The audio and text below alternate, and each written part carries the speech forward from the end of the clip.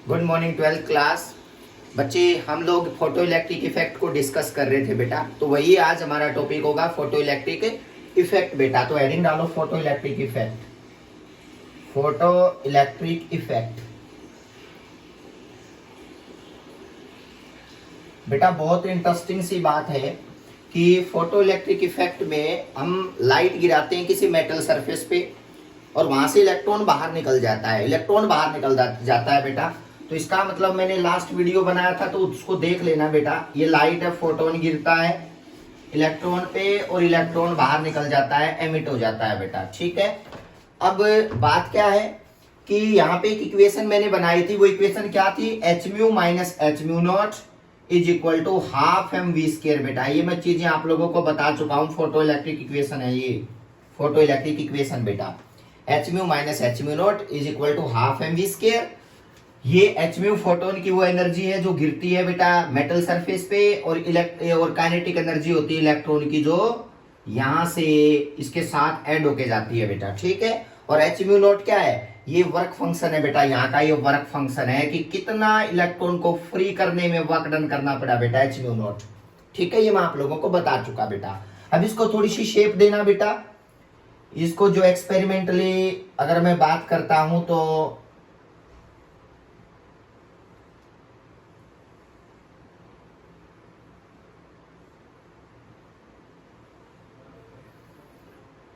ये यहां पे इसको मैं, ये कैथोड है, ये एनोड है। यहां से फोटोन, यहाँ इलेक्ट्रॉन्स बेटा कैथोड के ऊपर क्या है? फ्री हैं। यहां से लाइट आती है बेटा और ये लाइट इलेक्ट्रॉन के ऊपर फॉल करती है। सेम चीज यही है बेटा, सेम यही है इलेक्ट्रॉन के ऊपर। तो यहां से इलेक्ट्रॉन पे फॉल करती है। ये वैक्यूम चैम्बर है। यहां बैटरी का नेगेटिव टर्मिनल कनेक्ट होगा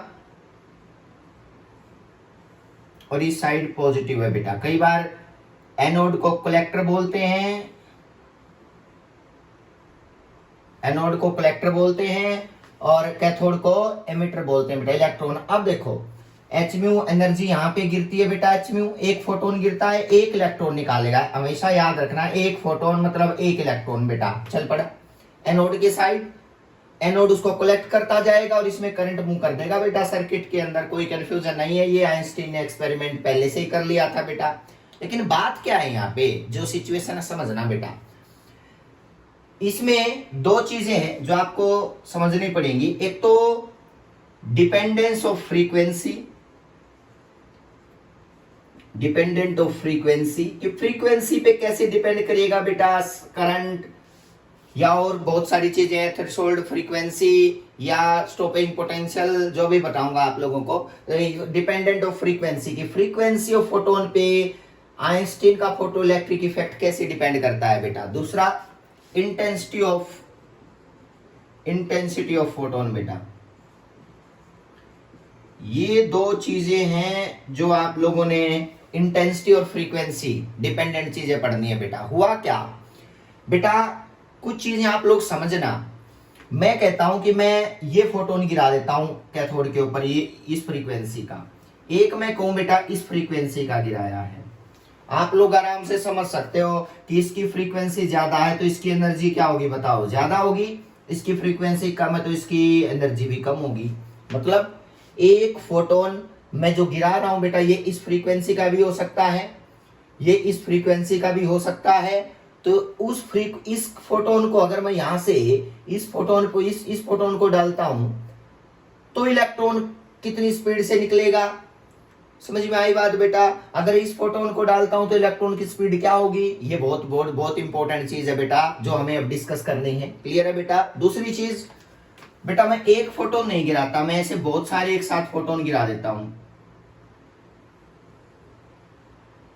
ये बेटा क्लियर है? ध्यान से देखो तो सबकी फ्रीक्वेंसी एक ही है। इसकी एनर्जी भी वही, इसकी एनर्जी भी वही, इसकी एनर्जी भी, क्योंकि फ्रीक्वेंसी सेम है सबकी। Energy same, energy same. इसका मतलब सारे फोटोन एक जैसी एनर्जी से गिरेंगे तो उसको बोलते हैं इंटेंसिटी ऑफ फोटोन, कि number of photon falling per unit area per unit time बेटा। इंटेंसिटी ऑफ फोटोन बोलता है number of photon falling, number of photon falling per unit area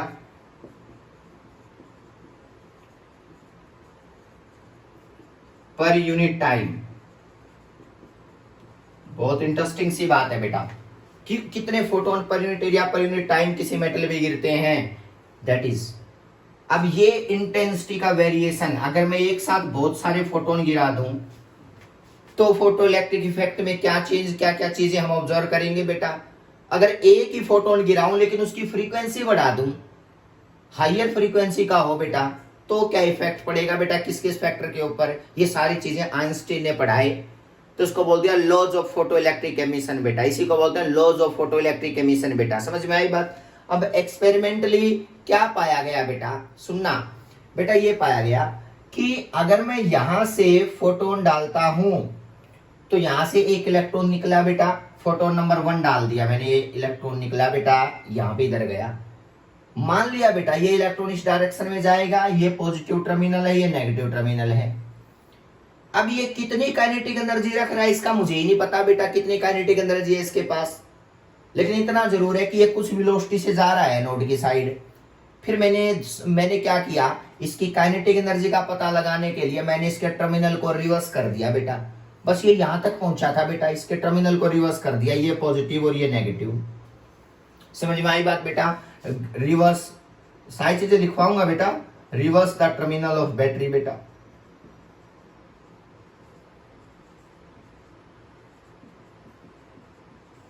ये होने के बाद क्या पता चला कि एक वोल्टेज ऐसा आया बेटा, रिवर्स में वोल्टेज को बढ़ाना शुरू कर दिया, एक वोल्टेज ऐसा आया बेटा जिसपे इलेक्ट्रॉन को रोक दिया गया, मतलब इलेक्ट्रॉन आगे नहीं बढ़ पाया बेटा, क्योंकि रिवर्स पोटेंशियल लगा दिया था। जो पॉजिटिव था वो नेगेटिव बन गया और नेगेटिव वाला पॉजिटिव बन गया, तो मतलब ये रुकना स्टार्ट हो जाएगा उधर जाते हुए।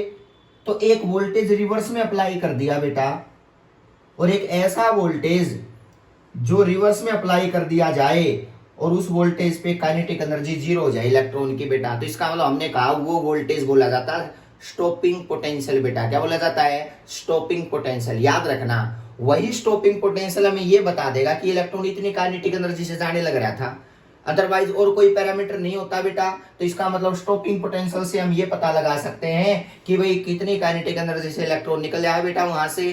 तो स्टॉपिंग पोटेंशियल की डेफिनेशन भी यही लिख लेते हैं बेटा, what is stopping potential. Stopping potential बेटा, stopping potential it is a reverse potential. Reverse है बेटा, ऑपोजिट करना पड़ेगा। It is a reverse potential at which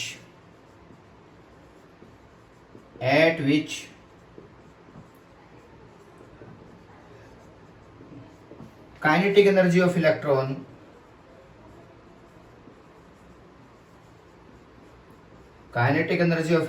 is 0, मतलब रोक दिया गया रिवर्स पोटेंशियल ने बेटा। अब बात है and photo electric current is 0 बेटा, क्योंकि रुक ही जाएगा तो करंट भी 0 हो जाएगा and photo electric current becomes 0 बेटा। Photo electric current becomes 0।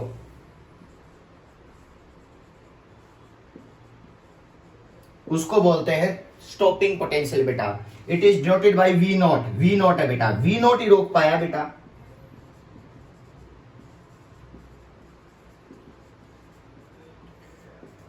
V not. अब समझना बेटा, अब क्या किया मैंने, ये फोटोन डाला था, अब की बार ये डाल दिया। समझ में आई बात बेटा, फोटोन हटाया यहां से, हाइयर फ्रीक्वेंसी वाला। पहले तो V नोट पे रोक दिया गया था ना बेटा, उससे निकलने वाला इलेक्ट्रॉन। अब क्या हुआ, फ्रीक्वेंसी को चेंज कर दिया बेटा, इंक्रीज कर दिया। तो क्या होना चाहिए, काइनेटिक एनर्जी बढ़ेगी बेटा, और काइनेटिक एनर्जी बहुत तेजी से गया। फिर रिवर्स वोल्टेज लगा के मैंने रोकने की ट्राई की, तो पता चला बेटा उसको रोकने के लिए ज्यादा स्टॉपिंग पोटेंशियल लगाना पड़ा, ज्यादा स्टॉपिंग पोटेंशियल लगाना पड़ा। उसको अगर रिवर्स रोकना है तो, वापस रोकना है तो, इसका मतलब स्टॉपिंग पोटेंशियल जो है ना वो डायरेक्टली फ्रीक्वेंसी से जुड़ा है कि मैं उसके ऊपर कितनी फ्रीक्वेंसी का फोटोन डाल रहा हूं बेटा, क्योंकि जितनी फ्रीक्वेंसी का डालूंगा उतनी एनर्जी का इलेक्ट्रॉन निकलेगा। तो इसका मतलब डायरेक्टली डिपेंडेंस है फ्रीक्वेंसी की काइनेटिक एनर्जी के ऊपर, और काइनेटिक एनर्जी को 0 करना है तो पोटेंशियल को ज्यादा अप्लाई करना पड़ेगा बेटा। तो ये आप लोगों को क्लियर है बेटा। इसी को यही है सारे laws of photo electric emission बेटा। तो इसका मतलब एक लाइन और लिखना पड़ेगा। देखो ये फ्रीक्वेंसी डिपेंडेंस देख रहा हूं बेटा कि फ्रीक्वेंसी का क्या किस किस फैक्टर पे क्या क्या डिपेंड कर रहा है बेटा। तो अब सुनो बेटा, यहां पे एक ग्राफ आया बेटा, laws of photo electric emission में बातें सारी लिखवाऊंगा। पहले ग्राफ देखो, एक ग्राफ आया बच्चे, उस ग्राफ ने बहुत सारी चीजों को क्लियर कर दिया। उसने कहा कि देखो मान लिया ये इधर फोटो इलेक्ट्रिक करंट है बेटा, जो करंट प्रोड्यूस होता है, इधर है स्टॉपिंग पोटेंशियल बेटा। अब उसने क्या कहा,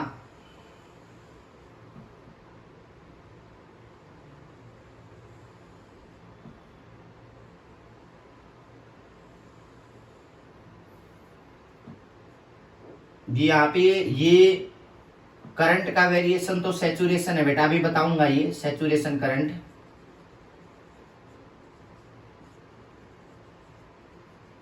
ठीक है, ये स्टॉपिंग पोटेंशियल बेटा, ये ओरिजिन है, ये ओरिजिन है। इस डायरेक्शन में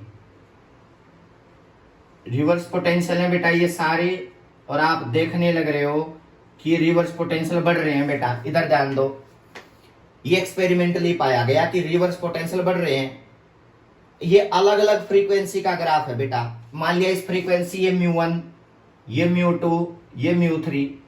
अब बात आती है कि सर एक्सपेरिमेंट में आपने कहा अगर ज्यादा फ्रीक्वेंसी का ग्राफ, अगर ज्यादा फ्रीक्वेंसी गिराई है यहां से तो स्टॉपिंग पोटेंशियल की वैल्यू ज्यादा आएगी रोकने के लिए। इसका मतलब म्यू3 की फ्रीक्वेंसी सबसे ज्यादा होनी है। देख लो बेटा, इतना रिवर्स पोटेंशियल है बेटा यहां से। रिवर्स मतलब नेगेटिव एक्सिस में बेटा। अगर मान लिया कम फ्रीक्वेंसी है उससे तो इतने स्टॉपिंग पोटेंशियल इतना अप्लाई करके रोक सकते हैं, और अगर ये वैल्यू है तो इतना अप्लाई करके रोक सकते हैं। तो इसका मतलब ये कह सकती है ना कि म्यू3 ग्रेटर देन म्यू2 ग्रेटर देन म्यू1 बेटा। कोई कंफ्यूजन नहीं होना चाहिए, ये एक्सपेरिमेंटली पाया गया और मैंने आपको थ्योरेटिकली वैसे बता भी दिया बेटा कि जितना फ्रीक्वेंसी का फोटोन गिराओगे ज्यादा फ्रीक्वेंसी का, रोकने के लिए उतना रिवर्स पोटेंशियल अप्लाई करना पड़ेगा। पॉजिटिव को नेगेटिव टर्मिनल, नेगेटिव को पॉजिटिव टर्मिनल बेटा, V0। ये डायग्राम आप लोग याद रखोगे। दूसरा, इसी में एक ग्राफ और बनाया गया बेटा जो हमने डिस्कस करना है बस, कि एक ग्राफ और, ये सारी एक्सपेरिमेंटली है बेटा चीजें जो आइंस्टीन ने ऑब्जर्व की बेटा। उसने कहा कि मान लिया मैं स्टॉपिंग पोटेंशियल वर्सेस फ्रीक्वेंसी का एक ग्राफ बना दूं, ये फ्रीक्वेंसी का बेटा। ठीक है, तो ग्राफ ऐसे आया बेटा, ये वाला ओरिजिन से स्टार्ट नहीं हुआ बेटा। बोले ओरिजिन से होना चाहिए था, फ्रीक्वेंसी का साथ तो स्टॉपिंग पोटेंशियल क्या है बताओ, स्टॉपिंग पोटेंशियल बढ़ता है। तो सर ये क्या हुआ, तो पता चला स्टॉपिंग पोटेंशियल के साथ फ्रीक्वेंसी के साथ स्टॉपिंग पोटेंशियल बढ़ता है ना। लेकिन समझना एक पॉइंट पे, यहां पे इतना जो गैप है ना, यहां से स्टार्ट ओरिजिन से होना चाहिए था। बहुत सारे बच्चों ने कहा सर ओरिजिन से स्टार्ट करो ना, डायरेक्टली है वो तो, लेकिन ग्राफ यहां से शुरू हुआ क्योंकि थ्रेशोल्ड फ्रीक्वेंसी भी तो कोई चीज होती है ना बेटा, कि यहां तक तो इलेक्ट्रॉन निकलेगा ही नहीं मेटल के अंदर से इतनी फ्रीक्वेंसी तक, तो फिर उसको रोकने की बारी तो बाद में आएगी जब वो चलेगा। तो इसका मतलब ये पोटेंशियल जो है स्टॉपिंग पोटेंशियल, ये फ्रीक्वेंसी थ्रेशोल्ड फ्रीक्वेंसी के बराबर होती है बेटा, ये म्यू0। इसलिए ग्राफ कभी ओरिजिन से स्टार्ट नहीं होता, कुछ डिस्टेंस से स्टार्ट होता है। और ये थ्रेशोल्ड फ्रीक्वेंसी है। कौन सी फ्रीक्वेंसी, थ्रेशोल्ड। जो भी मेटल ज्यादा थ्रेशोल्ड फ्रीक्वेंसी रखेगी, मतलब इलेक्ट्रॉन को जल्दी से नहीं रिलीज करेगी बेटा बाहर, तो समझ जाना उसका ये ग्राफ इस तरह से बढ़ता जाएगा, दूर जाता जाएगा बेटा, ये इस तरह ग्राफ। तो आप लोगों ने समझना पड़ेगा बेटा, ये ग्राफ इस तरह से आते जाएंगे।